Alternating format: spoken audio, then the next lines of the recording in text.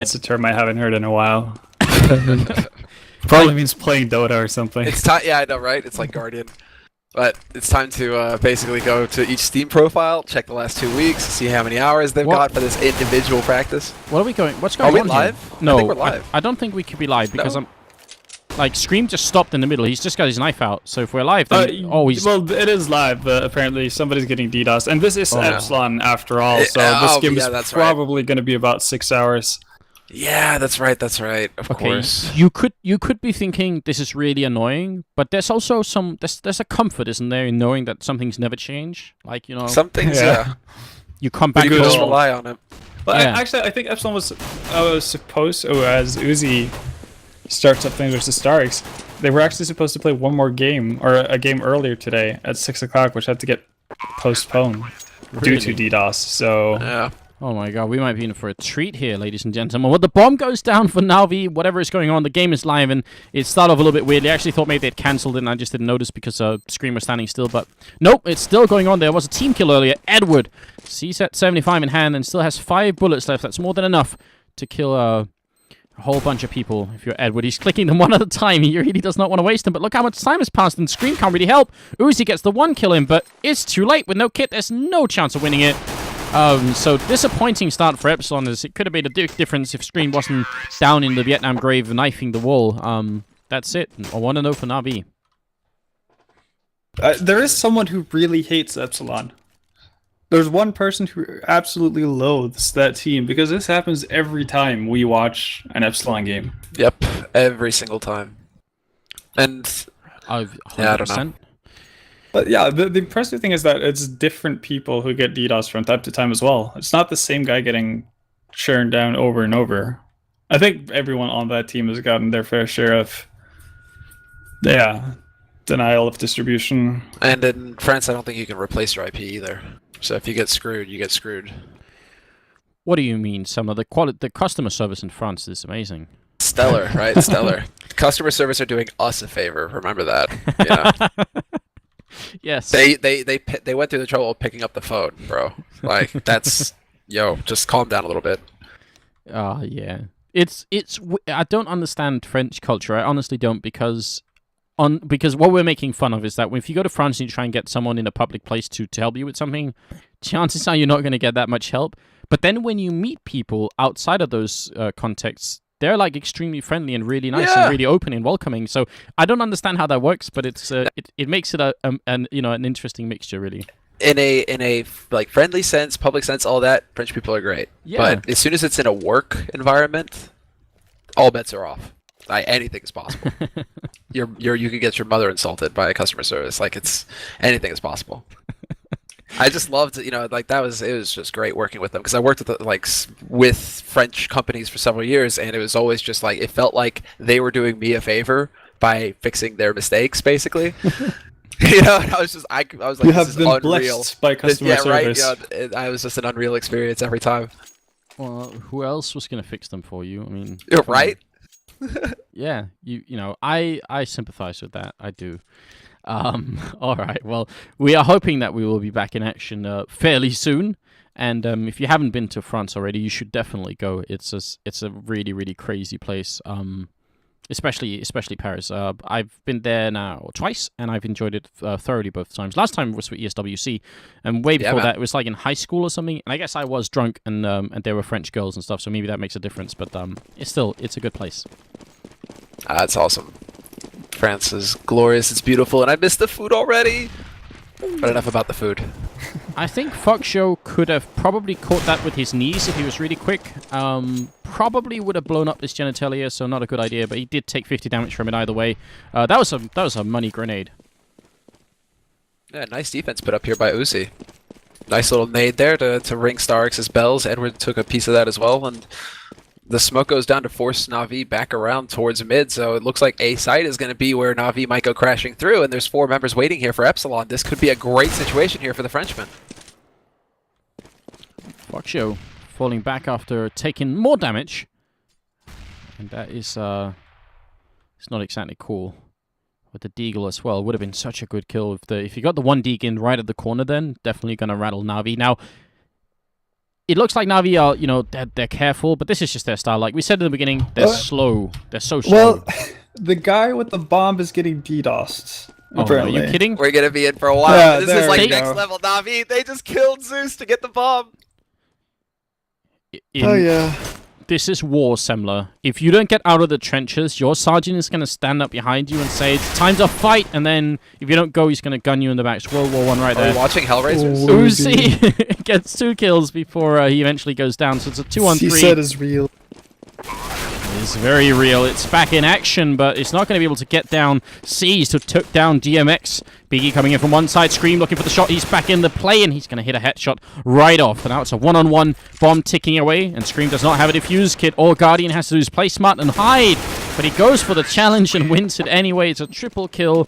It says triple. One of his teammates got killed, so that's why he only has 2 on the scoreboard. I was confused for a moment. I was like, what's going on? But that's it. So another pause coming in around for Na'Vi, and a very confusing one.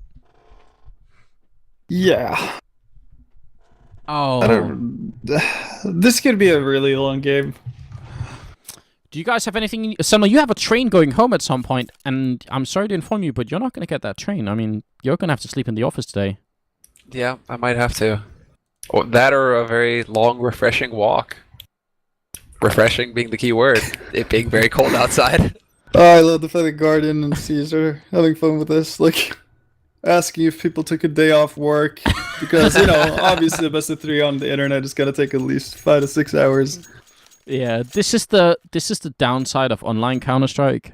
There's like a cool part of it, which we saw last time, you know, with ESC playing Penta, a really fun game, even with Minis almost throwing it away from ESC, but great comeback from Penta. And then there's this side of it, which is the more testing side. It's the one where you want to sit like Forrest does in his chair with his legs up, and you want to hum and meditate to not, you know, get an aneurysm. That's the kind of thing we're into here. I'm gonna have to talk to Scream though, have a chat, because he's gone and defaced his cartel with stickers. For shame. Oh god, there's evidence on stream now as well. Oh my god, why? Why? Just why? Scream, come on. You can't even see what the stickers are. It's horrible. Yeah, we're gonna have a chat. I thought you were gonna talk about the DDoSing, but I mean the stickers are obviously more important, Samla. No, GMX and I have had that talk several times now, and it is pretty screwed for them. That's so sad. And apparently who's getting... Because I just see Guardian typing stuff in chat, and that means something bad is happening. Is it Zeus again? Okay. Yeah, because Zeus is way back in T-spawn, not moving. At least he doesn't have the bomb, so... Yeah, this time around. Winning. This is progress. Absolutely. Biggie, C-set 75 would have been the optimal weapon there, but he could not know that at the time. He probably didn't have money for it either way. So the bomb will go down. Zeus is relaxing, admiring the bench, and it is a nice bench indeed. GMX and Scream. Nah, 2-on-5 probably not going to work out. I mean, as a theoretical question, if they each take turns to get DDoSed, won't that make it fair? Can't we just keep playing? Oh, you know, you'd love that to be the case, right? But I'm gonna be the devil's advocate, or not devil's advocate, but I'm gonna be the party pooper and say that, and you know, obviously it's dependent on situation. Zeus timing out in T-spawn is not as bad as Scream timing out in a 1-on-2 in a pistol round, for instance, that type of thing. But yeah, okay. You know, you make a valid point. How to balance DDoSing? I mean, I disapprove of the fact that we've brought logic back into the stream, but oh yeah, I'm sorry about that. So I guess we could go back to being a bit more alternative about how we solve it. So how about every time somebody calls out that, you know, person X on my team is getting DDoSed, designated person on Epsilon just types disconnect in console. Are we going to retries when it comes back? We could use a similar rule to this to what they did in the Dream League for Dota 2. You know, one person with a stand-in, or the team has to use a stand-in. Oh yeah, the other team. No. Yeah. The other team has to use a stand-in. That's perfect. Or they just have to get DDoSed. Or they just have to, either that, they get DDoS, or they should just, you know, stand AFK in CT spawn ESL they're is not ready. allowed to move. ESL is ready to DDoS like one from the other team, so that it's fair. And then if 2 people get DDoSed, it's 4 in fact. So you keep doubling the number of DDoSes. That's gonna be the new thing for online tournaments. Instead of handing in maybe your config or your Steam ID, you're gonna have to hand in your IP instead, just so the organizers have it to make sure that they can stabilize stuff. Well, it's a great kill from GMX. All joking aside, that's a really important return frag because they did lose the initial entry there on Fox Show, and you don't want to be a man down. Now, they've made a sacrifice here. As you can tell, they got only Uzi covering B and everyone else at A, and it's a very, very common way to defend the A bomb site because there's so many more routes in here, and I think it's a really good idea. And obviously, we can tell by the minimap that they've made the right call here. Biggie waiting by Arch. GMX is going to be actually peeking out into the middle, gets 2 kills. Biggie on the cross flank, and Seuss, there's another bench he's found. Is some kind of fetish going on here? I think he's he's just considering the lovely lines of this bench. Let's all take a moment to really appreciate the architecture. Maybe he is, just weighing up the difference between the marble bench and the wooden bench that's down by T-spawn. I mean, pros and cons. For one thing, if you buy a marble bench, you have to carry it out of the store, and it's just not fun at all. With the wooden bench, you can just pack it in your car pretty easily. Probably even doesn't come assembled. So I think there's another angle that we need to be considering here, considering we're all living in Scandinavia. A wooden bench you can burn in winter. See, if you ever need to survive somehow, you get caught out in the open, you're carrying that wooden bench home, your car broke down, that marble bench, not going to do anything for you, Anders. But if you had a wooden bench, all of a sudden, you could start a fire, even in the middle of a highway. But if you're getting attacked, and you can't really hide behind the wooden bench, right? You can hide behind there. If someone's shooting at you with an AK or something, that bench will definitely stand the shots. The wooden bench won't. So I think there's like pros and cons. It probably goes in the bench manual when you buy it. They probably list all these things anyway. So he should just order one of those online, and he'll get like the full overview of exactly what the different benches are good for. But yeah, that's it. He actually you have to plan into the future as well, right? Yeah. Because in 20 years, that marble bench is still going to be, optimal for taking bullets, whilst the wooden bench is just going to be rubbish for everything. That's a good point. Yeah, and I also think marble benches probably last longer than wooden benches. I don't know if you plan on being alive for that long, but 20 years? I'm planning on living for 20 more years, for sure. All right. I mean, I haven't planned that far ahead at all, but I haven't planned that far. I guess I've planned to the point where I want to be alive. Yeah, but would you want to make your bench buying decisions based on that? That's what I'm wondering. That's a hard one. Oh, that's a good question. Yeah, I'm not sure about that. I can't give you a definitive answer. Okay, well, we'll cover this in the upcoming weeks. Of course, we'll stay on the bench topic and try and get some answers. Maybe interview some of the players, make sure we get their opinions. You could see, obviously, Seuss was important. That's a big to concern. Him. He left to actually buy the bench straight away. Maybe he made up his mind. Maybe he did. That was what he just looked at the bench and said, "This is too beautiful. This is the one." There's a considerable. I mean, if we really have to talk about this, though, I would rate this marble bench a lot higher because you can see like the like higher than an 8 of 8. Wait, yeah, no, actually, I'd like 8 out of 8. This bench is definitely rated 8 out of 8 because look at it, like the handiwork, all the lines going into it, like there's real effort. This one could have been built like by it's like the IKEA of benches. Yeah, this is one you'd do in like Craftworks at school or something. You'd come home and show this bench to your parents, and they'd have to sort of agree that it was pretty, but they really wouldn't like it, and eventually they'd lose it somewhere. Just it would conveniently get lost. Bench. Like, yeah. I was taking the bench out for a walk, and he escaped the leash, and I haven't seen him since. Can we get back into the mood here? It's the 5th round. It's 3-1. It's been weird, but now Foxio has an AWP. I think that's what we need to focus on here. He's a fun character to watch with the AWP. He's got a pretty good matchup going up against Guardian as well, although Guardian doesn't have an AWP this round. That could potentially be a very fun matchup as the game goes along. Nice angle here from Fox, being able to hit right at the edge of the smoke, but oh, no target. That's unfortunate. That was so close to them actually walking right in front of him. Now instead, it's actually looking very likely that it's going to be a B push, although I predict that Na'Vi won't be going just yet because they're usually so slow that this would be a rush from Na'Vi, really. Yeah, yes. You would expect them to go before they have it.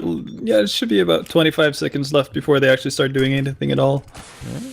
The problem is that if they give too much time, then the DDoS can happen again. They gotta execute before the DDoS. Gotta outrun the DDoS. So look at Edward here. He's actually gonna Molotov new boxes in the back of the B bomb site, which is cool. Nobody's holding there, but no one can fall back, and they don't have to check it later on if they get into the bomb site. But there are 3 people holding. Epsilon have a phenomenal read on what's going on right here. There comes the Molotov in. Big thing is, can they stop them from actually getting in here? Scream killed himself somehow. Biggie goes down. That's a nice shot from Foxyo. Gets the first, gets the follow-up. Uzi's there as well. Foxyo, can he get the triple? Edwards in there, and it's a headshot to finish with. Seized all alone, coming in through Archway, and it's in a 1-on-2 with 18 seconds. No fear, my friends. And an unmarked cartel. He's got it. Nope, never mind. Foxyo. There it is. That's the power of having him on your team. That's what you want him to do all the time. Hey, we're paused again. We're pausing. I'm actually kind of glad because, to be honest, I thought that there's too much action. I'd like a 15-minute break if I can. We don't want to get too excited or anything, so we could get very easily overwhelmed if we get to see more than a round in a row. Yeah, we're really fragile people like that, so you know, it's amazing we survive like LAN events. Yeah, exactly. You know, sometimes just have to do what you can, but it's, you know, can't get too exciting here, or we'll just fall overboard. All right. Well, I don't know. Yeah. Yeah, we I talked wonder about as well. Doors. Well, are there actually different types of doors, or There's some, just there's the some, same? it seems like they're more like wooden doors. Yeah, they there's haven't a lot gone of the wooden dusty doors. way about it, have they? Yeah. The dusty way, the unholy way. Yeah. Yeah, that's no. No. Yeah, I think the doors are all they're not all the same, but they're in the same genre. Yeah. Yeah. They're very IKEA much. doors all around. Well then. I mean, I wanted to talk about cars, but all the cars on this map are burned out. Yeah. And there's a truck as well. There's a cart, which is not really... I mean, it has 4 wheels, so there's like some sort of similarity between cars and carts, but or wagons, really. But it's not really cool, because this one you obviously have to move, and the other ones they can drive on their own, in case you don't know. I actually don't think any of these cars really can drive, so maybe it's the same. Maybe the car in Banana could. Even though for some reason, like wasn't there some discussion not too long ago as to whether the car could act? Oh, your mic. There, the cord. No, is it the cord again? Business. Maybe I'm pressing this. There's a button on this mic as well. Maybe I'm pressing that. How's this? Is this better? It is much better. Yeah, I think I was leaning on the button. But like, some guy actually went and drove the car in there, like physically took the game in Hammer or something, and just like took the car and drove it to that position to show that yes, in fact, it could actually fit there. That's like nice. The car That's could. Dedication. That's dedication to prove your point. I love the fact that it actually turned out like it was an actual discussion at some point. Yeah, like, how did this car get here? I like that. I definitely like that. So right now, Navi on the Eco 2v4, not gonna do all that much, it seems like, especially with Uzi picking up Edward there. Bomb goes down, so Guardian alone might be able to pick up a frag. Oh. Yeah, okay, yeah. Yeah, he's definitely gonna pick up Scream. It's great. I think even I could have pretty got that kill, so good job on Guardian's side there. Looking for the headshot on somebody. Not quite going to connect with it. Still got this AK in hand and 40 seconds. But the bomb is down in the middle, and Epsilon making a smart call here by falling back. Really no reason to fight Guardian and try and give him more kills, or even win the round. Oh, there we go. I was about to say, are you sure you would have gotten that kill? Like, maybe if you miss enough bullets, you would have timed out from the server before you killed him. Well, yeah, you know how I would have won this game, or how I would try and win this game against Navi? Is if you can drive the truck in there, then it's a fair bet you can drive this APC-looking thing with the machine gun on top that's completely armored. That's true. I would drive that in there to stop. I don't know. I'm definitely not like I'm not trained in law enforcement or anything, or counter-terrorism, as it were. But I feel like I would have the smarts to just drive this up to the bomb site and you park it in front. That'll be it. You know, at least you got B covered, if nothing else. They stopped just a little bit too soon. Maybe. Couldn't you just put it like sideways in the entrance to B? Yeah, exactly. So basically, yeah, so there's no way of actually getting in. Yeah, exactly. You couldn't. I mean, maybe you could boost over, but the machine gun and everything, man. Yeah, true. Too much to handle. All right, we're at 3-3. we have another convenient pause, so make sure everyone doesn't get too excited and that we're still keeping it cool here. And getting closer to Semler's train leaving, which I think is I think that's the most. Maybe we should add a timer in the corner just to track when it's too late for Semler and he has to walk home for 40 minutes. It could be like 24. Yeah. It could be like 24 with that countdown, right? Except instead of a bomb going off somewhere in a big city in the US, it's going to be Semler's train leaving. What did you say? Half past 11? Was that when you were leaving? It's somewhere around 11:30. Okay, let's give him 5 minutes. So, 23:35. Let's give him that. All right. Well, you probably have to leave the office. You have to leave the office around 25, right? I have to leave the office somewhere. What, like 45? 11:45. Somewhere around there, if I really want to push it. All right. That's not even guaranteed that I'll get the train. Okay, so that's like the absolute least you can do. So here it is. It's an hour and 17. The countdown is now on the stream. That's when Semler's train leaves. I hope you guys can see it there. That sucks. It's raining tonight. All right. Well, that's the dedication that Semler puts into it. He's willing to do this for you guys. #passion. Yeah. So that's on the line as well. Apart from obviously trying to win this pretty important game. After all, you want to move on in this tournament and make it to LAN finals eventually. And on LAN, there is significantly less DDoS than here. So that's the thing as well.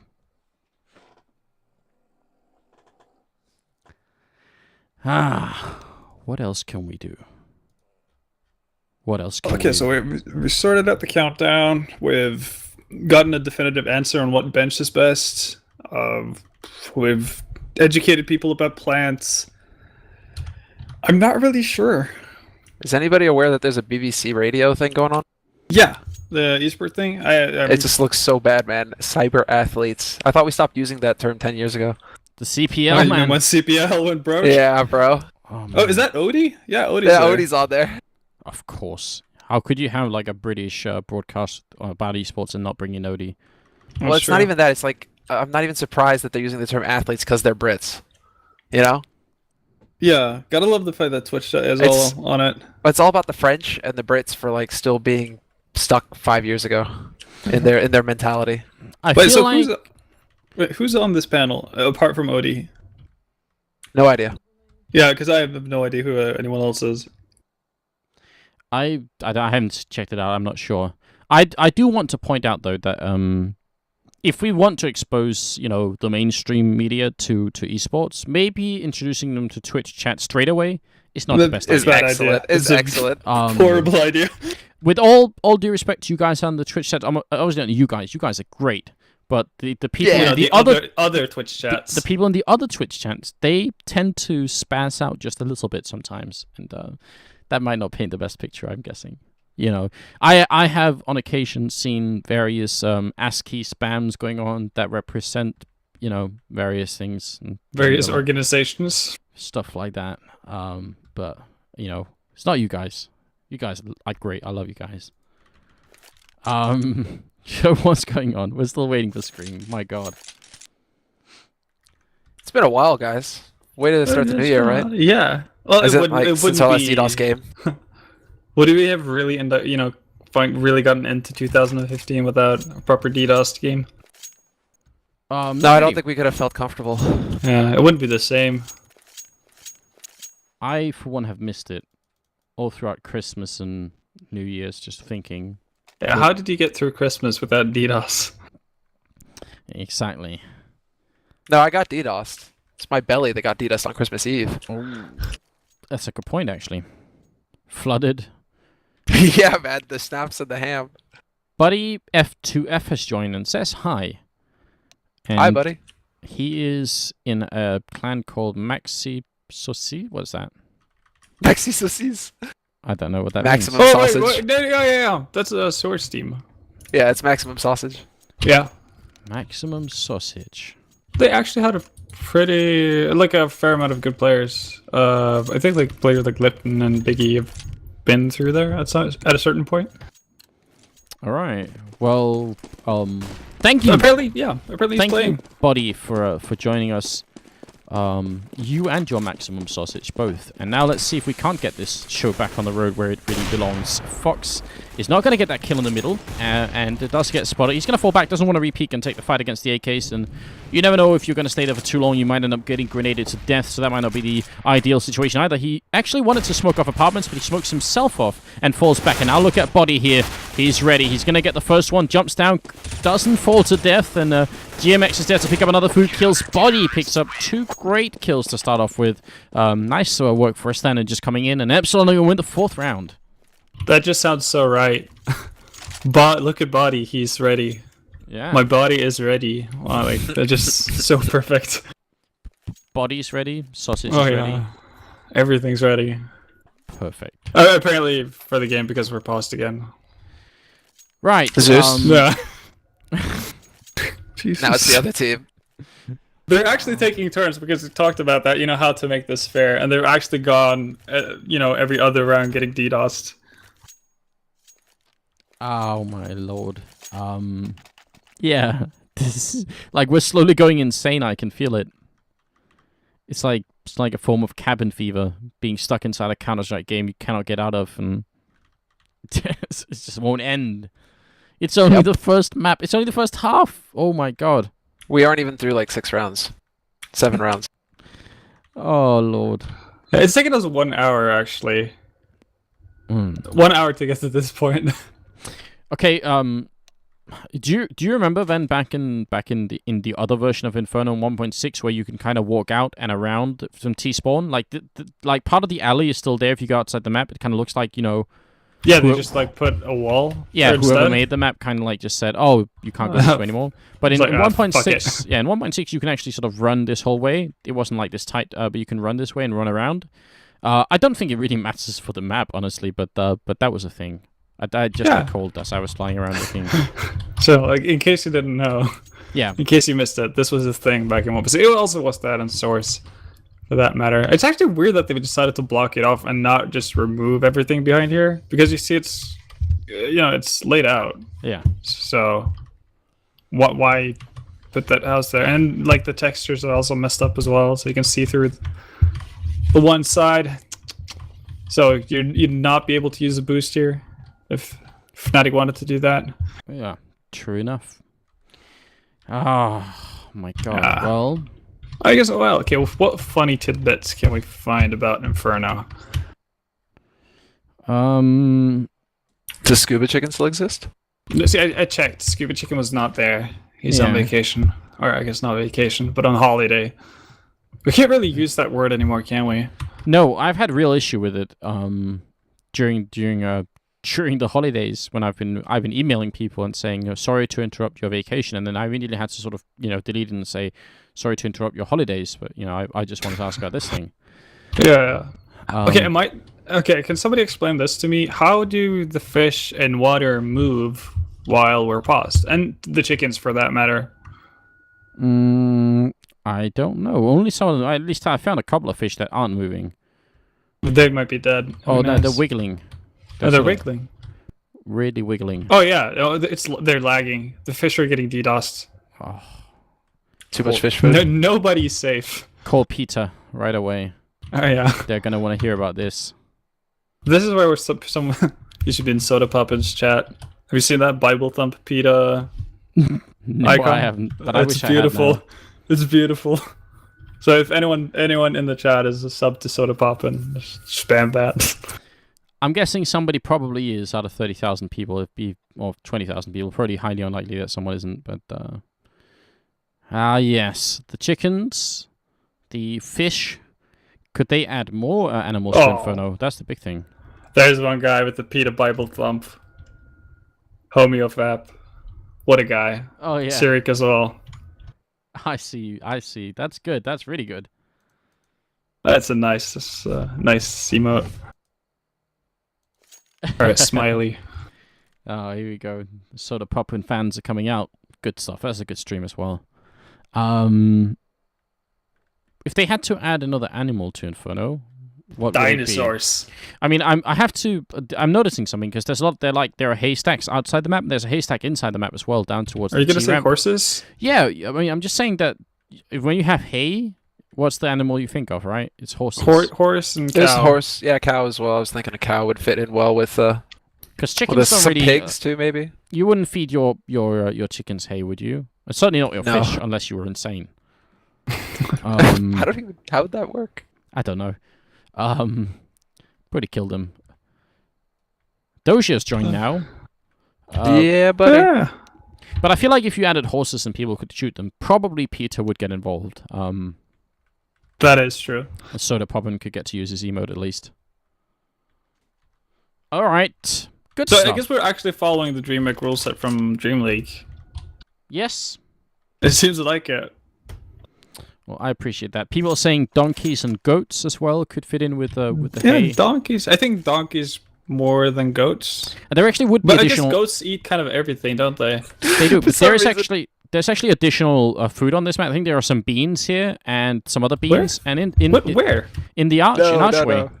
Guys. Oh, You know yeah. how there's a dog that will bark at you or like Oh, growl yeah, at you up yeah. in apartments, right? I Yeah. can just picture it when you're going up Banana, like some random ass donkey just, you know, like as you go walking past. There was I actually could really hear fun. Like in 1.6, you had all of these sound cues that would trigger if you did certain things. So on train, Oh, the airplane.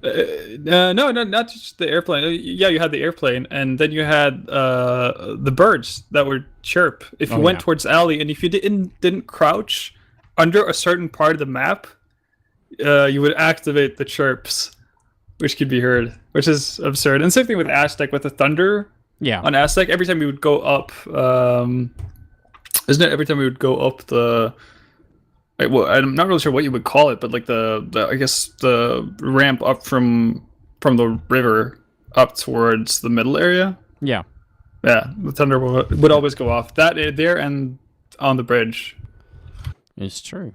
And what I like the most about that part of the story you just told is that I was observing a chicken in the meanwhile, and the chicken's kind of like it's tilting its head, and it's almost like it's listening to what you're saying and trying to figure it out, and it's agreeing halfway through. You can Well, actually haven't you almost heard have a that? conversation with this chicken, I think. Look Well, at it. well, you know, if you spend enough time playing CS, you automatically become a chicken whisperer. Oh. That does sound intriguing. Yeah. Sounds tasty. This chicken doesn't look that dumb, actually. It's like Doesn't look that dumb. That's a nice thing to say. it might. That it was might, the best compliment you can come up with. No, it looks sophisticated, I would say. It's like it knows what's up. All right. Have we got the pause still going on? We're still descending into the absolute depths of insanity here on Inferno. And there seems to be no way of getting out of it. We've been through worse before, though. I still remember that game versus. It was Was it Copenhagen LCN, Wolves? Copenhagen Wolves. No, it was. I think they were 3D Max at the time. Oh, it yeah. was Pimp, IZ, Rawls, like that Danish team. Actually, I think they were 3D Max versus LC. Yeah. Oh, There was that, but I remember Navi qualifying for Gamescom, dude. You Oh, remember yeah, that? yeah. You remember that? Like Yeah. Seized and Zeus tag team every other round, like the 3-hour-long Inferno map. But that was just 3 hours long. We actually spent like the best of three with 3D Max and LC took 6 hours for us to get through. It's either 6 or 7 hours, and 5 of those hours were on Inferno. okay, we're back. Semler's timeout, the time when Semler can no longer catch his train home, is about 1 hour and 4 minutes. So it's on the left-hand side of the screen, guys. That's to count when Semler is officially screwed and has to walk home in the rain because of the DDoSing. So we're keeping an eye on that. And we'll celebrate at some point if that happens, definitely. It's rifles all around for Epsilon. It's mostly pistols. Actually, all pistols for Navi. No armor, no grenades. There is a Deagle and Edward, though, and that's cause for a bit of a celebration. Some. I mean, especially if is you a can hit a sight headshot. Yeah, that is a sight for sore eyes, for sure. Hopefully you'll get the opportunity to use it. Can he deliver though? I'm actually perfectly fine with him baiting out a teammate or two for a 1D. One try. It's strike one. He wants to get over here. He knows Foxio is somewhere. That's actually a great entrance coming out from Seized. If he can get down Uzi as well, that'd make things very interesting. But Uzi is currently looking there. He does get shot down very low. He does not have head armor, so actually One bullet here is potentially quite lethal, but now Foxshow is covering the crossover, and if they try and make their way in, he could be picking them out of the sky. He's got a really good angle here. Again, they don't have grenades to try and deal with this. Instantly takes down Starix, and scopes up again. It's just waiting. They are getting in here. They could get the bomb down. This is 3-on-4. He misses the shot. Uzi's coming in as well. Foxshow mid-air on Dosha, but Uzi dies, and now they have an AK in hand, hiding in that corner. A great shot from C's. It's now a triple kill. He's almost single-handedly opened up this bomb site and is going to try and see if he can win the round for his team as well. Edward hiding in construction. And GMX. Oh, look at GMX. Yeah. No. It's not. I'm not 100% he's DDoS. He could be cooking something on this stove. Don't call it early. Yeah, right, he went to the fridge. Refreshments. Yeah. Yeah, back. Washing his hands. Gotta get the condiments. Yeah. Getting more. And now, well, obviously now things are cooking, so he's just waiting. Yeah, I think that's what happened. Don't worry, guys. Don't panic. That's definitely what happened. We've got to figure it out. Yeah. How many rounds does that take to... I'm sorry? How long does it take for, his meal to prepare? Does it take several rounds? Does he have to come back in 2 or 3 rounds to pick up that food? I mean, that's like that stove looks really old, so I'm guessing it takes a while to heat up. I'm even like, this could even be the sort of stove where you would need a is it like a gas powered one? Is it like I don't know, there's like something going into it from the side. Is the power line? It pretty is. All right, so it's not like you don't have to put wood inside, but it could actually be one where you have to put like some wood inside. But then he would have to go like all the way to banana before he went back. Yeah, probably gonna take a couple of rounds, I guess. Yeah. Okay, so we're back. Alright, it's really, really quick. I guess GMX will have to check in on his cooking later on to see what's going on here. In the meantime, Na'Vi did win the round. DDoS or no. This time it worked in favor of them. Other times it maybe hasn't. Body trying to do a shoulder peek up in the apartments with his knife out, because you strafe faster if you do it, and maybe you didn't know that, but now you do.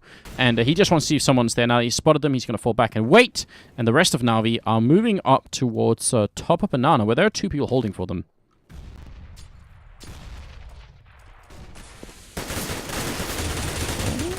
Biggie shooting through the smoke. We heard the sounds of a chicken being exploded in the background, but that's about the most damage Na'Vi has done so far up here at top of Bananas. Gonna be another grenade raining through, but Na'Vi no longer care. They want to go for it. Cease goes down. Uzi is standing in fire, and he will burn to death. Now, Biggie coming up with the kill. He's got 3 bullets left. Gets a chance to reload, and Foxshow has also shown up. Right now, Dosha is the only one left. He's a stand-in, and he's in a terrible 1-on-4 here. This is not looking good. Not an ideal situation to be in. At best, you can pick up a few frags, I suppose, to hamper Epsilon's economy from building up, because Epsilon don't have a lot of money to work with from the get-go, so anything would help, but Epsilon puts a quick stop to that. And Dosha did stand in fire from like 80 health down to 20-something, so that's real dedication, just, making sure he wanted to get the kill if anyone was pushing him. Seized, going for the casual eco AWP. What do you think, Ben? Okay, so I'm a big fan of the op eco when you're playing matchmaking or face it or, goofing around, but not really sure how effective it's going to be versus a fully kitted Epsilon. But we've seen stranger things happen, I suppose, and Cease is not an unknown to the op, nor is Guardian. Do you feel like it matters that much just in this case, though, seeing as how it really is just evening out the money? He's dropped down to like a grand. Yeah, that is true. But then again, you could have also saved, because it's a pretty hefty investment with the armor and all of that good jazz. So maybe get 2 drops, for instance, at a later stage of the game instead. Great action from Foxshow here. That's really impressive. That's 4 kills now. He just needs Guardian for the ace, and even though he's only up against pistols and a 1-op, it's still not bad at all. Guardian flashing his way in, and he shoots a little bit too soon. Guardian not going to miss the chance, and he has a chance for a reverse ace, but it's not going to be the case. He will end up falling down, and yeah, looks a little bit drunk up against the window there. That's 6-4 now, and Epsilon will win the round. They did lose a bunch of members, though. It did lose quite a bit, and you can see Uzi's taking the hit there, down to $100. Actually, it's only Biggie, really, who has anything to work with if they were to lose this upcoming round. Luckily for them, though, it's not like Navi are in a much better situation. You can see Seized is, even though he evened out his money, he evened it out so much that he's actually forced to go with the Guild Deal now. So, smoke going off the top of an island. We saw that from a CT spawn being put up by GMX, and I'll make a comment about the positioning of that smoke in just a second. But Body's up here waiting. He is from Maximum Sausage, a stand-in on the French side, and with a really great clan name as well.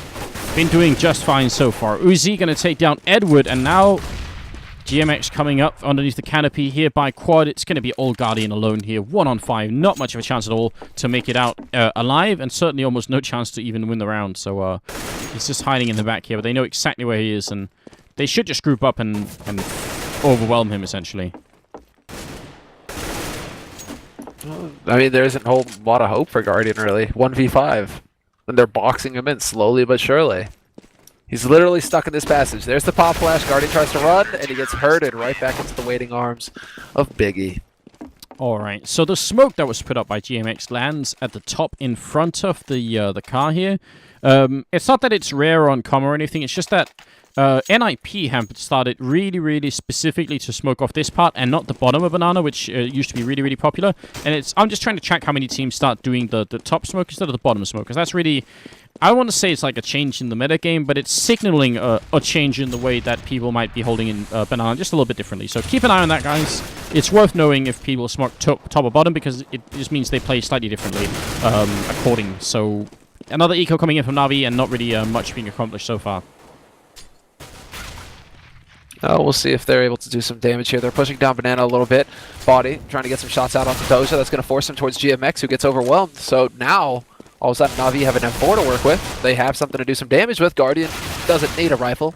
Gets the kill with the P250. Oh, Edward and Dosh are shooting at each other a little bit. Confused about running into each other in apartments. The rifle, cool. And actually, yeah, they're going to steal the AK as well. 2-on-3, and plenty of time left for Na'Vi to get something done. They just need... if they can kill Uzi now, that'd be big. Or if they can get Foxio being beta actually here in the archway. I'm slightly surprised by the stubbornness of the Na'Vi squad, because they keep on going towards the middle area without smoking off FXO or Foxio, and he's constantly, you know, mowing them down. He's at 19 frags now.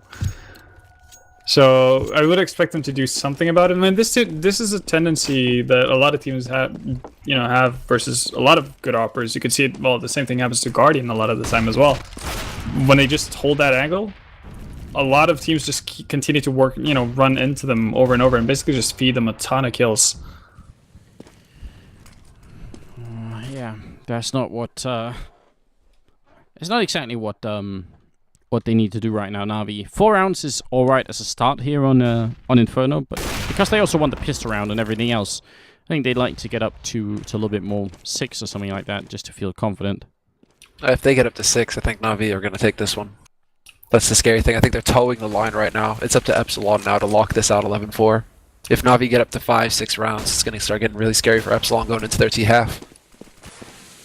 Edward jumping through, looking the wrong way. Quick 180 spin, but it's not going to be quite enough, and now they're going to fall back.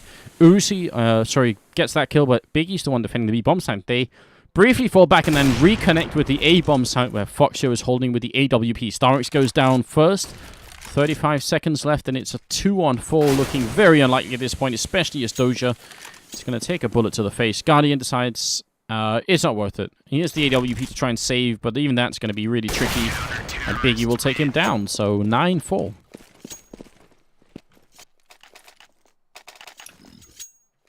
Not much to say. No, not much to say. It's really, Yeah, really clear cut. Just Na'Vi kind of walking into a very slow kind of blender. It's more of a hand-powered blender than our usual electric variety. Old school one. Yeah, you know, it's Epsilon just elbow grease. There you go. Oh, that sounds painful. Foxio, though, he's definitely not the slow type of blender. He's just quick and precise and effective right now. He's got 22-1-6, and that's actually a pretty uncommon scoreline for someone who's just in the 14th round. Pretty damn impressive here from the French AWPer. 5-on-3, and it seems like now 11-4 is definitely not out of the question for Epsilon. Yeah. I think GMX is experiencing some trouble, some issues. Or he just has a very alternative way of folding mid. Yeah. I mean, there's definitely no cooking to be done there, so I'm not sure what he's doing. Over at the other side, it's Uzi picking up two really good kills. Guardian gonna get shut down as well, and I don't know, GMX, he's lost. I think it's hard to play with 800 ping. To be fair, hard but not impossible. I mean, GMX is definitely trying. You might need to aim the right direction, but you know, if he was standing under quad roof, he'd have a really good angle for arch. Is that something? I feel like the best way of killing people with 800 ping is probably through grenades. Like, hope that you time it right, you do some AoE damage, you let less precision involved. Otherwise, auto shotgun negative might be run and jump and hope that they can't hit you either, and that you're lucky. Flag gods. Yeah. I mean, you have to, these are professional players. You have to keep your head in the game and just power on. See if you can't make it work anyway.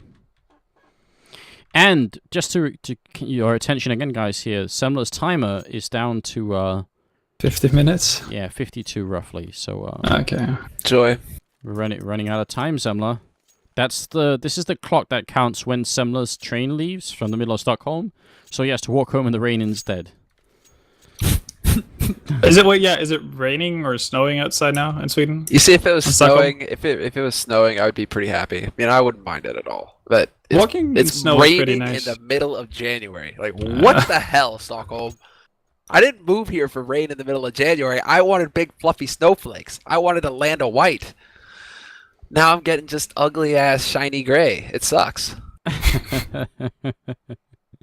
Oh well. That's how it is, man, and it's all because of the DDoS. I mean, I don't know if DDoS is responsible for the rain, but certainly for global warming, DDoS, please stop! You're ruining the planet. Something like that, certainly. Oh. Yeah, they're ruining my world, though.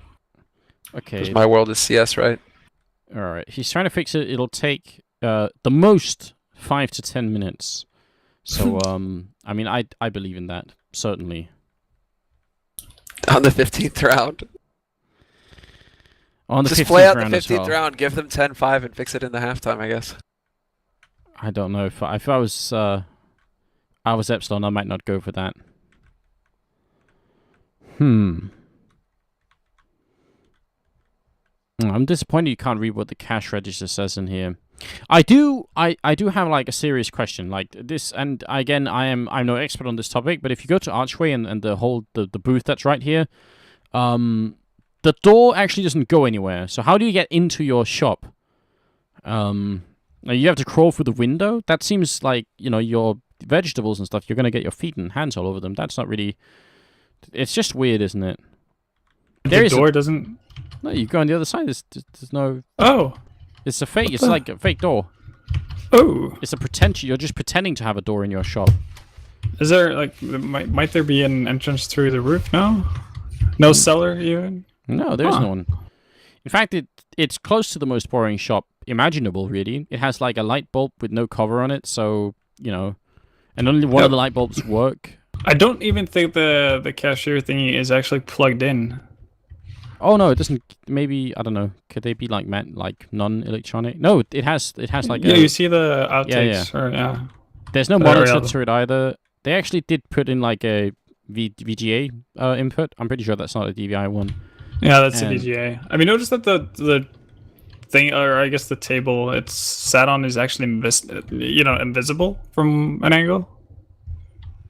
Oh yeah, that's true. So it's a floating cashier thing. Yeah. It's essentially a low-budget but also magical shop, this one. So yeah. Interesting. It's all in one. It's a good combination. Okay, so what are the different things they're actually selling here? I think we can make out some of it, but okay, so if you were to take a wild guess, would you say beans on the, I don't know. I would say what green color beans, is that? Other kind of beans next to them. Are you going from the start now? Like from, okay, yeah, here. The one that's from the 425. window? Yeah, 425. You mean 420? It says 25. Oh, yeah, whoa, I see. Hey. Yeah, and all right, okay. Beans. That could also be like a euphemism. Wait, do you think it's green beans for 425? Yeah, green beans. I'm gonna call it. It could be peas. Sweet peas? Sweet peas. All right, yeah, all right. We'll settle on sweet peas. Okay. Next thing, that has to be beans, right? 225 beans, definitely. Yeah, it has to be beans. So is it Then- more beans behind there? Yeah, I think those are actually all the same beans. So That's a lot of beans. Beans? yeah, I don't know. I don't know what kind of audience he's catering to here. What his customers are like, really. Tomatoes are definitely. I mean, those are easy. Then the other ones are. I know what the name is, but I'm not sure I pronounced it correctly in English. Aubergine, is not Yeah, something exactly. like that, The isn't it? aubergines. I'm not sure if that's how you really say it, but Well, now it is. now it is. Totally admitted a thing. But I think actually, aren't they supposed to be a little bit more black in it? I mean, I think these might be too ripe. I'm not sure. Maybe it's the lighting. Who knows? I mean, that one light bulb is, giving up some pretty heavy sun rays. So that could be it, or light rays. Might just be there. I guess can we see from the back side? Someone's one of those saying pretty black here. The chat is spamming eggplant. Eggplant. Oh, of course. No, that works. Yeah. Eggplants. All right, that's easier to say, right? Eggplant. Plants are definitely. Yeah. Okay. I'll go with it. Well played, chat. You win again. Yeah, It's the same I think thing, we right? covered that. Yeah, eggplant and aubergine is the same thing. So if you caught like either a chicken or a fish, maybe you take some eggplant and some beans, some tomatoes. You could make some sort of dish out of it. But if I'm making a dish, I would call it aubergine because it sounds more fancy than eggplant. Yep, I agree. Eggplant sounds weird. Yeah, it does. And you would expect this What's to the matter be with like eggplant, yo? you would expect it to be an egg from a plant, right? Not Yeah. a purple thingy. It kind of sounds like something you've made up yourself, essentially. Yeah. Yeah, I'm gonna go with aubergine.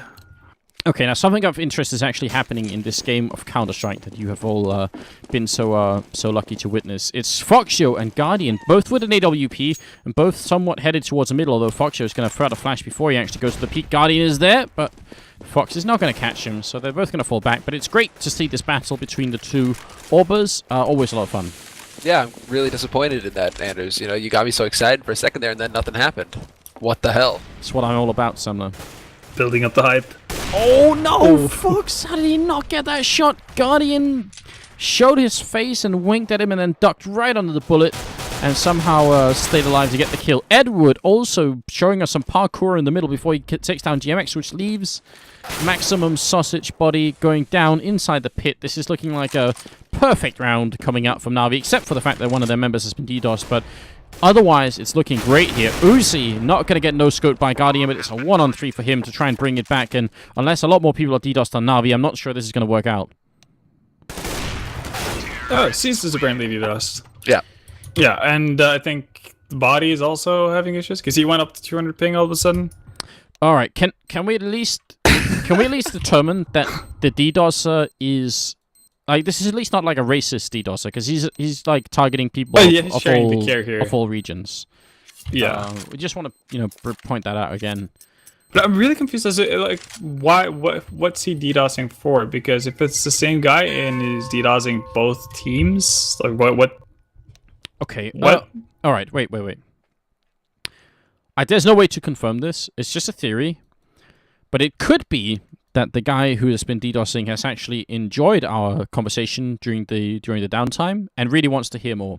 So I never thought about it. every time he stops the game, he's like, "These guys are good." I'm getting. I need to know more about ferns. Ferns and benches and different dishes and different stuff like that. It could be. Could very well be. I mean, it's not out of the question that we'll do a talk show on these topics, but it's I would say maybe we can do it outside of a Counter-Strike game. That would be good. Would it be the same though? Well, we could, you could just fire up a demo from like the most DDoS game in history of CS:GO and just have that running in the background. Huh. I wouldn't be opposed to that. To get us into the right mood. Semler's timer still ticking away. It says 44 minutes left until it is literally all over. Is it gonna get to the point where Sem actually has to sleep at the office? Dude, if this game continues this way, it's If it not going to continues- get to that point. It's no point in going home if it actually continues to this because we're gonna be done about when it's time to get up, really. No, 8 a.m. we're just gonna be done. Like, this game is gonna get canceled or something, or basically one of the teams is gonna forfeit. Soon, TM. Well, it would be kind of comical. Well, maybe for me and Anders and everybody watching, but not as much for you though. If the timer runs out, like bam, it's just like the train has just left the station, and seconds after they decide to call it. That's it. I mean, I think Christopher Hitchens once said, "A joke isn't a joke unless it's at somebody's expense." So we'll keep that in there. We'll keep that in there. Someone has to be the victim. Well, we on the upside, on the half glass empty, as I think George Bush would say, we've at least made our way through the first half, ladies and gentlemen. We've now come to the second half. Of course, we do have another DDoS break before we really get to it, but there's something going on here. Something's working. We're nearing the end of the first map. Oh, definitely. Are we really? Well, we're closer now than what we were 45 minutes ago. So progress is apparent. It's just taking a very long time. Yes, we could break a record for longest best of 3 of all time. So there's that to look forward to. I don't know if Guinness Book of World Records take up records on Counter-Strike matches yet, but maybe they could. I think we'd get it. I think we'd beat out every other esport game. If we keep going like this, we probably would. I mean, for longest game total, I'm not sure, because have you ever seen a Hearthstone tournament? They tend to be quite hardcore. long. But still, They're like hardcore. that one game, the one qualifier for Katowice was longer. The 3D Max LC game that was actually longer. I have a fun time whenever we go to different events, and I feel like, when we get to that like 1, 2 in the morning kind of thing for Counter-Strike, and I have to get up the next day at around 8 or 9, you feel like, oh, I'm only going to get like a couple of hours of sleep. And you exit the venue, you're going home, you're thinking, all I have to do is get home, get to sleep, so I can sleep my 5 or 6 hours, and then back to the venue next day.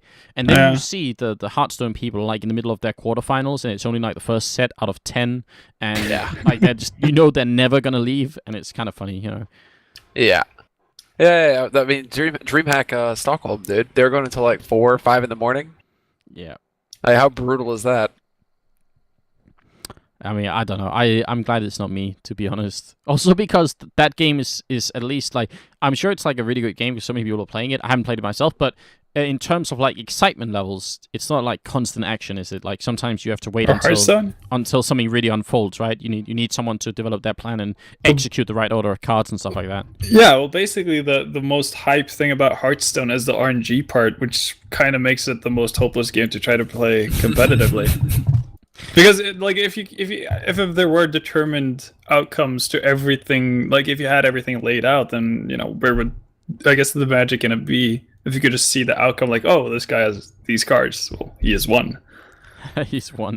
So the RNG kind of has to. That's what creates excitement in a lot of ways, and you don't want RNG in a competitive game, or not to that much extent. No, I agree, but I don't know how many people are playing Hearthstone, right? It's like 20 million. Or 20 million or something. Like an absolutely insane amount. Yeah, they've like gone live with Android now. So it's like iPad, Android.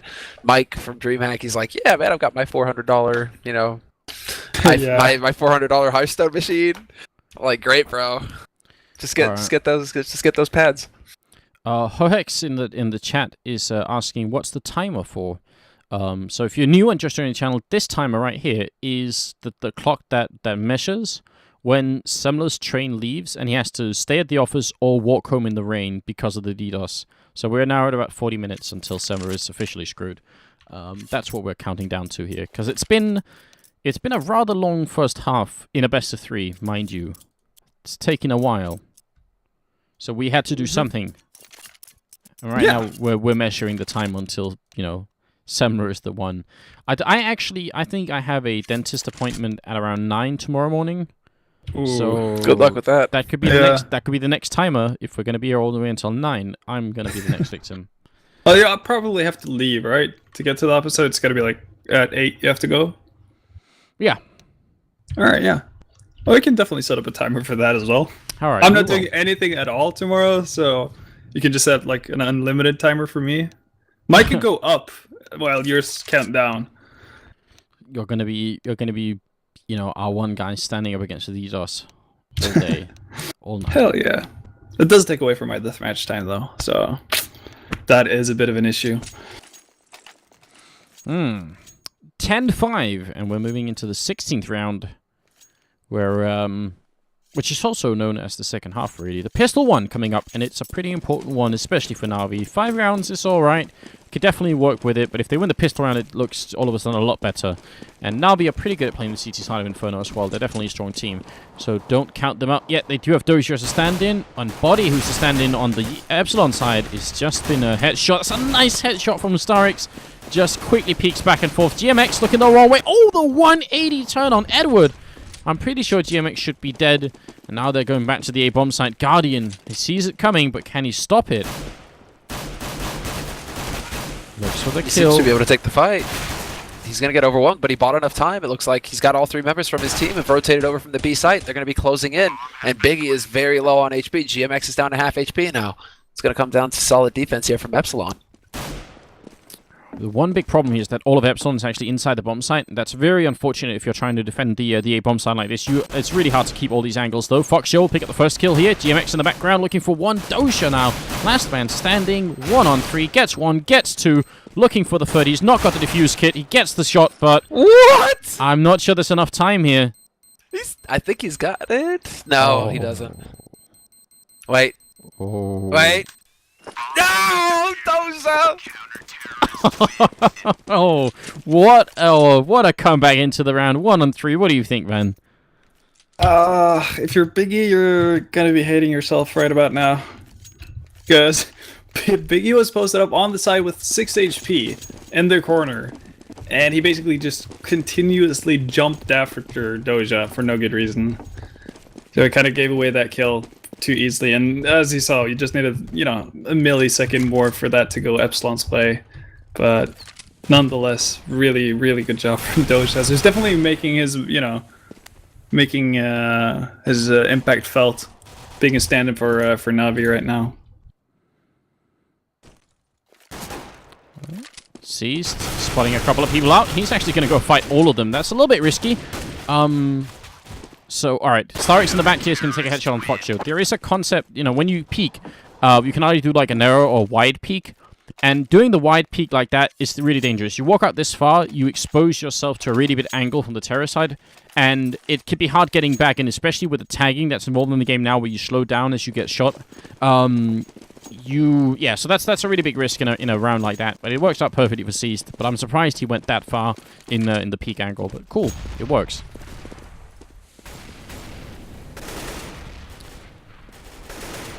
Foxyo down the middle, the AWP stat track, Electric Hive, and yeah, it's a pretty quick AWP pickup, especially on the terror side, but I'm not surprised that he's picked it up. On the first half, he got a whole bunch of kills. He's at 26 right now, so almost 10 kills ahead of everyone else in the game. 9 kills ahead of Guardian, who's the closest person, and the AWP was a big part of it, so he should just keep doing that, I think.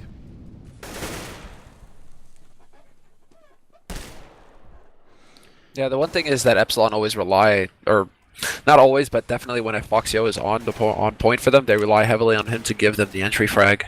So if Na'Vi don't peek Foxyo, essentially, if they just make Foxyo walk up to them every round, it's going to get real tough for Foxyo to create opportunity for his team. And at that point you're making right there. What? Wow. Starix with the nice victory there. Yeah, go ahead. No, but with the point you were making, exactly, like, Epsilon are having a hard time finding openings unless FXO, for instance, or Scream, if he would have been on the server right now, if they create openings for them. So I'm actually curious to see why Na'Vi decided to play so aggressively in Banana. Oh, it's like Banana, maybe, with the flashes, smokes, all that jazz, but yeah, I get you. Yeah, because I would rather, yeah, as Na'Vi just makes Epsilon into minced meat. I think it would have been easier if you want to deny entry picks from the other team. It's easier to just basically post up on a bomb site and, you know, use your smokes and flashes to basically hold people off until they have, well, no more time left to actually do anything. It's something we see all the time, especially versus a team like Na'Vi, because they don't put enough pressure quite often on opposing teams to use nades. But yeah, if that's something they Epsilon struggled with, then Navi should definitely take that into consideration as they pick up 2 frags here. Not that bad. Dosha charging through the smoke, and it's going to get punished for it. That's unfortunate, considering his incredible save in the last round there. A little bit of a mistake, maybe giving Epsilon a slight edge here. Edward will take the bomb carrier, though, and that's a big deal. Biggie through the smoke. Oh, it's actually Foxio coming in from the side. Gets the 1 kill. Starix trying to make it out. 12 health. He's going to go down. Biggie with the triple, but obviously Foxio saving a little bit as well, just coming in from the side to get that kill. It's going to be 11-8.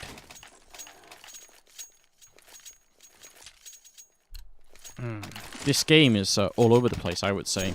I don't think Navi should have lost that round at all. No, they really shouldn't. And the guys pushing down aggressively from Banana for Navi kind of just gave up their lives for no good reason. Very silly indeed. The 20th round. I'm not sure, I mean, I don't think Navi can afford to lose this round, really. They're going to be ecoing a lot if they lose this round, and Epsilon could probably, you know, put themselves at 13-8, which would be that'd be an uncomfortable situation if you're on the Navi team. So it's time to put an end to the French madness here if you are on the Navi squad. It's looking like it could be a bit of a push-in, and with that opening from Uzi, does get returned upon by Starix, but Starix is also somewhat low, and are they going to go for it? Woo! Guardian is so close. He already tagged 1 through the smoke, but it's going to be B-side push coming in. Doja's on the other side of the smoke, but there's already a man in pool. That's Biggie. He's going to be trying to work his way onto that site. Starix standing his ground, tells Body to sit down. And Foxio misses his shot as well. Oh, Doja burned to death after he got the kill on Biggie there, so that was interesting. Navi won the round 11-9, and now instead it's going to be Epsilon ecoing, and Navi's still in the game. And I would say even with a pretty good chance of actually winning from here on out. I think it's going to be really hard for Epsilon to find the last 5 rounds that they need. What do you think, Ben? Yeah, I would have to agree with that. Absolutely. Don't think there's that much more to expand on. Alright, well in that case, we'll have to find out how Epsilon are going to deal with it. They do have just a couple of flashbangs here, and a little bit of armor on Foxio, just because he's pretty evening out the money. He's still got more than anyone else on his team, so he might as well spend a few dollars on that. And he's going to, well, if they can flash their way through and get the opening kill, and get the bomb down, that would make such a big difference for them. That'd really give them something to work with in the upcoming round. They need to be very careful right now. That's all they cannot afford to be giving up frags to these pistols, even though Epsilon are getting close. It's going to be a great crossfire between Seized and Doja. Perfect shutdown on mid. And Biggie's the only man left here with the bomb coming out of apartments, but he's pinned down in pit, and Seized is going to basically put him to rest. 11-10. 22nd round coming up. Navi bouncing a little bit back, and they have a somewhat decent economy, at least enough that if they lose a round, they can still make the buy work. AWP on Guardian. He's not quite catching up to Foxio yet, but it's still possible that he could eventually. Doja showing us some nice action with the butterfly knife. And you can kind of already tell, I think, that Epsilon are a lot faster on the T side. Like, they're not the fastest team in the world. I don't know, probably LDLC is like one of the fastest teams playing Terracide Inferno, but they're still a lot faster than Navi. You don't set the bar especially high if Navi's your your reference point. I guess. I actually get that. Is there any team that actually is even remotely close to being as slow as Navi? It'd have to be maybe Hellraisers, who's like the closest ones, but not even they are. Just pretty much old Navi members. Yeah. True enough. We've discovered a correlation here. Yeah, there's a pattern here. Oh, flash in. Edward, 1. Not going to get the Celican 1. Doja will go down as well. A lot of pressure here on Seized as he picks up the 1 kill, puts out the Molotov, and I think he realizes they're falling back. Starix gets the infos, can try and get back. Is he quick enough, though? He's got the smoke as well, and that's so big. Smoke up there with 30 seconds, making it so hard. Biggie comes through, instantly down. Keeps holding down Mouse. 1 Foxio. He wants to get in and put the bomb down. 5 bullets left in the chamber here. Starix falls back out. What a game this is. Grenade down to 6 health, but he's still alive. Is he going to fake it? He only has a chance to fake it once, but he's going to hold it in. Now that's actually really bold. That could have been instant death. Fox 1-on-2. One bullet is all it takes, and he's gone. They can't line up for him, and they won't. Seized will take that kill, and Na'Vi will win the round. 11-11. They're going to equalize the score and put the terrorist side in a weird position. They can buy 1 AK and armor pretty much, and then rest Galils. Do you think they should? No, absolutely not. That would be a horrible decision. And they don't. Yeah, luckily they go for pistols. And we can see the CZ is being picked up more and more, seeing how most of the changes to that weapon was reverted. Not really sure how to feel about that. No. I actually do know how to feel about that, but yeah. Stop. It's not great. They're trying to in find any the case. balance still. Let's put it like that. Find the perfect combination. Guardian with an opening up there onto Biggie. Uzi doing actually significant damage to Seized. He's going to fall back and just try and play it safe inside. Molotov out and smoke to follow it, and they're just trying to buy as much time as they can, essentially. Still have one more Molotov and one more smoke over here. So making their way through B is going to be a little bit tough. But if they do land a kill on Seized, then maybe that will be the opening that they need right now, Epsilon. And winning an eco round at this point would be huge for them. Well, it's the crossfire on the B site. And C somehow gets all 3 kills despite Starix lending a hand. No, Starix gets the last one. Okay. My eyes do not deceive me. Well, Doja coming up from behind. That's great, and really important from Seized not to die either. Just getting the maximum out of that round. Seized already had $10,000, so it wouldn't have been a disaster, but everything counts. Now, Epsilon saves that extra round. Now they have 2 Molotovs, Foxio with an AWP, and that's all the equipment they got out of doing that save, and now they really have to make it work. They can buy an extra round even if they lose this one, but they need to start winning rounds here.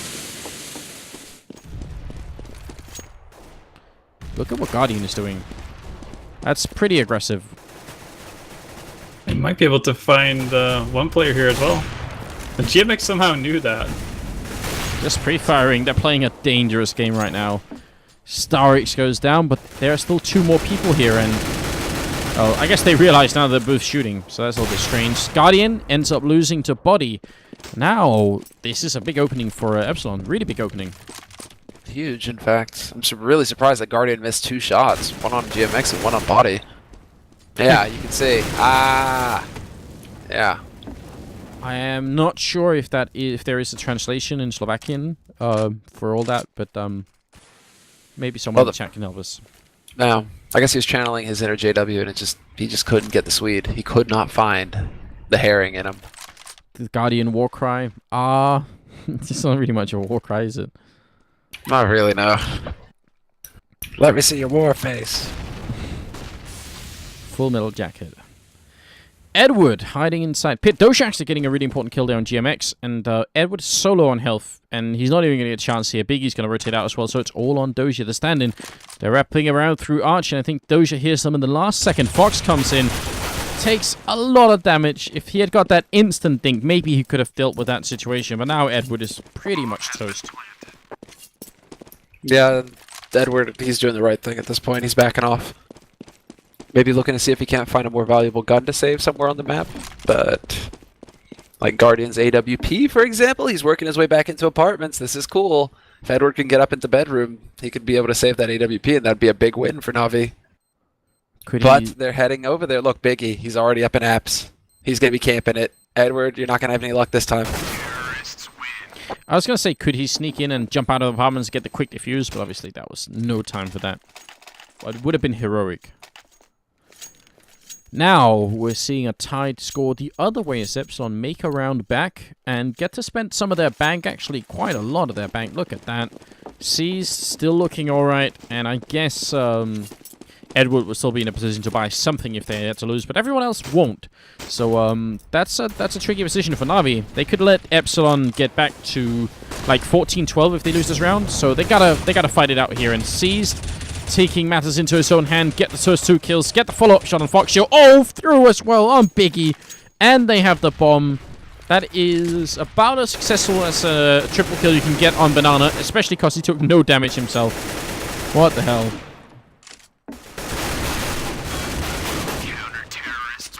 Okay. That worked. It's alright. Is it alright you've certified it as decent? Yeah, it's gotten my stamp of approval. Man, that is, that's unfortunate for Epsilon, of course. It looked like Foxio was flashed for an unreasonable amount of time. Looked like he was just kind of standing still for a very long time there. Guardian flashing his way into middle is going to take a quick peek. There's no AWP down there, but there are a couple of people with AKs. And Epsilon essentially deciding to force it up this round and just try and see if they can't bring it back, because they really don't want to fight Na'Vi with any more money or anything else.